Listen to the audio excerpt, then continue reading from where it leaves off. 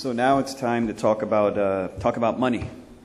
If you hopefully follow some of the practice tips that Raj provided and some of the practice tips we've talked about in the past, you hopefully would have successfully now obtained a patent from the patent office. And for this aspect, we're going to focus a little bit on U.S. patents and talk a little bit about the value of U.S. patents.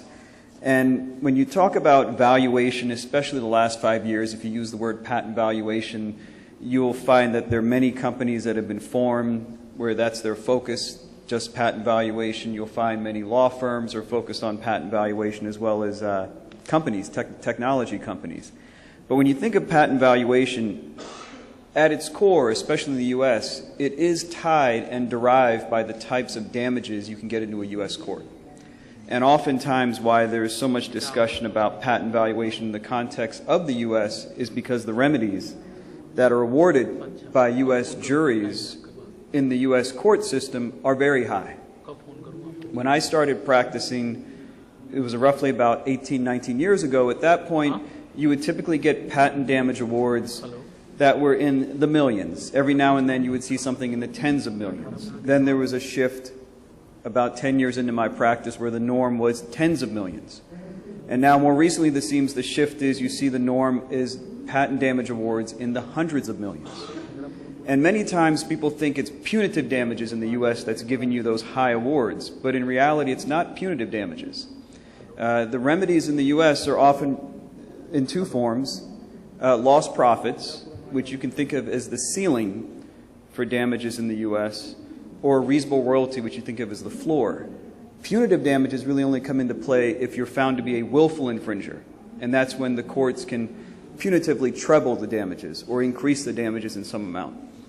So I'm going to talk a little bit about these two forms of damages, the floor being the reasonable royalty and the ceiling being the lost profits.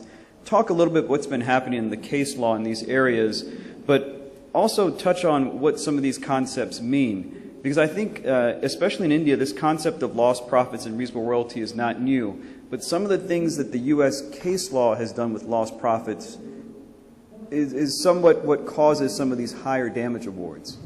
The but-for profits of a patent owner, that one is somewhat common sense. If the patent owner is losing sales because of an infringing product or process, that patent owner is compensated for those lost profits. Where the numbers start to increase are add-ons like price erosion. That concept there is the patent owner's price at which they could sell the product, in which they intended to sell the product, has been eroded by the infringer, who may be selling it at the same price, lower price, because the patent owner may have had plans to increase the price over time. The other one that some people see as somewhat shocking in the area of lost profits is the concept of convoyed sales.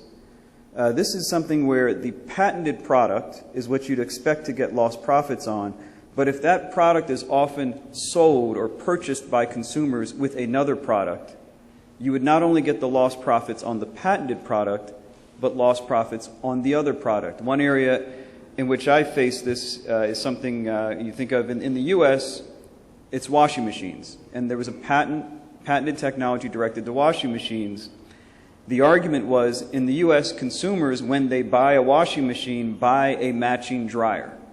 There were no patents on the dryer, but it was a convoyed sale that essentially doubled the damage amount, because now you had damages on a washer and a dryer.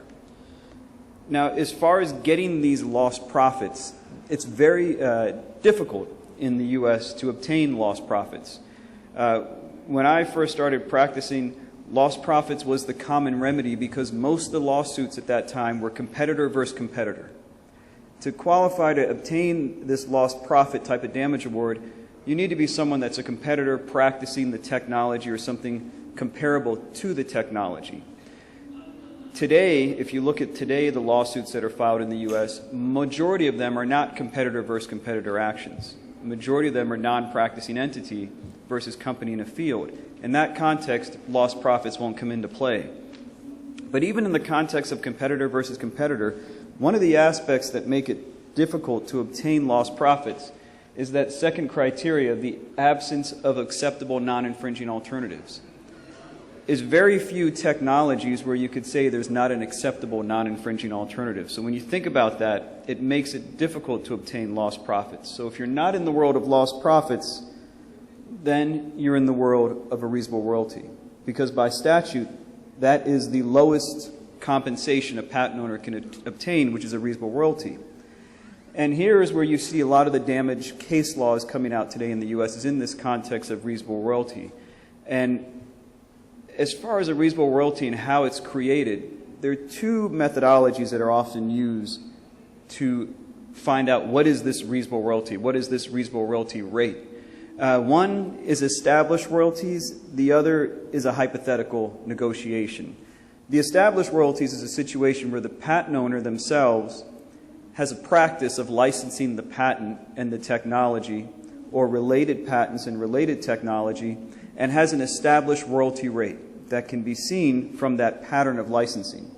So here what you're looking at is licenses that would have occurred before the infringement, and you have to have comparable circumstances. There needs to be similar technology and similar economic issues. Oftentimes that's not the case, and when it's not the case, that's when you have to talk about a hypothetical negotiation. So the established royalty, you're dealing with the facts and you're dealing with evidence. The hypothetical negotiation, you are trying to recreate what the negotiation would have been between the patent owner and the infringer, the accused infringer. And this hypothetical negotiation has to be between willing parties. So you have to assume both parties would come to the table willing to enter into a license agreement. And you have to assume, the other assumption you have to make is the patent is valid, infringed, and enforceable. And with those assumptions, you have to take yourself back in time right before the infringement occurred. And there's a case in the U.S., famous case, Georgia Pacific, and this case lays out 15 factors that are supposed to be applied in the litigation to determine what is that reasonable royalty. Now, you can imagine in the U.S. with these damages cases, there are damages experts that have to get involved to go through these 15 factors for both parties. Both sides of the parties will both get damages experts. And it can be a very complex aspect of the case, because when you think of a royalty rate, you have to think of it in two parts. First, you have a royalty base, and then you have a royalty rate that's applied to the base. The royalty base, think of it, if it's a patent, we'll make it a patent that's to a product. Is the royalty base, if I expect,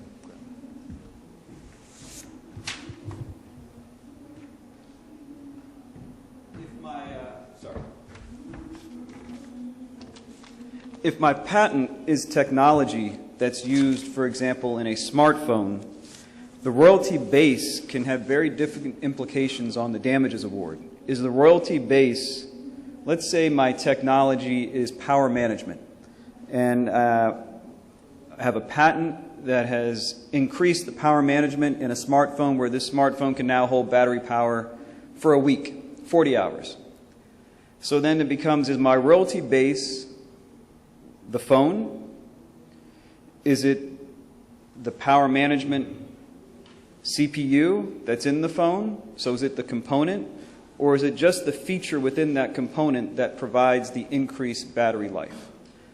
Each one of those comes with a different price tag. If it's the phone, you know how much an iPhone costs. That's hundreds of dollars.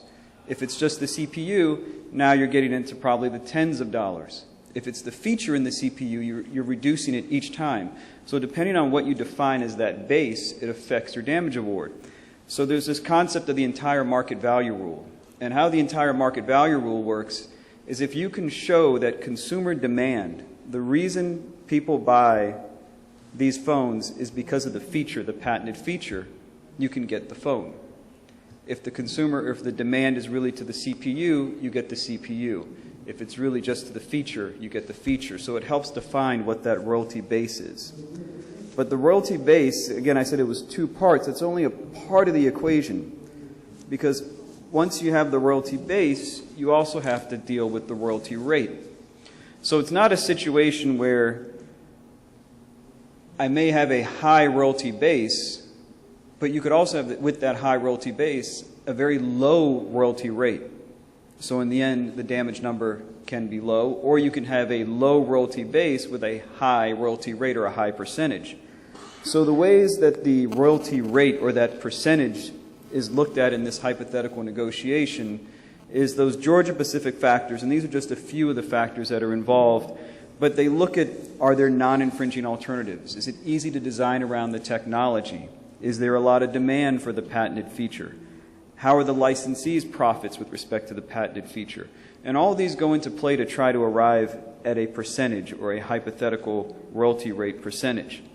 Now, some of the areas where the practice has certainly changed while I've been doing litigation is in how you arrive at those royalty percentages. Because there was a time, and it was in existence for quite a long time, where it was called a rule of thumb. Because you have to remember, in the U.S., these patent damages are determined by a jury, not a judge. And the jury is essentially anyone that's a resident of the U.S. that's ages of 18 to 80 that sits and comes to be a jury in the jury pool. So you could have a jury without high school education. You could have a jury of PhDs. You could have a jury that has no idea what is a patent at all, which is usually the norm. So these rules of thumb, the damages experts would come to the jury and use these percentages in a very simplistic way. And one of the rules of thumb, one example was the 25% rule. And they would talk about how the expert would talk about in their many years of experience, they've looked at many licensing relationships, and what they've often found is a royalty rate, a rule of thumb royalty rate is 25% of the license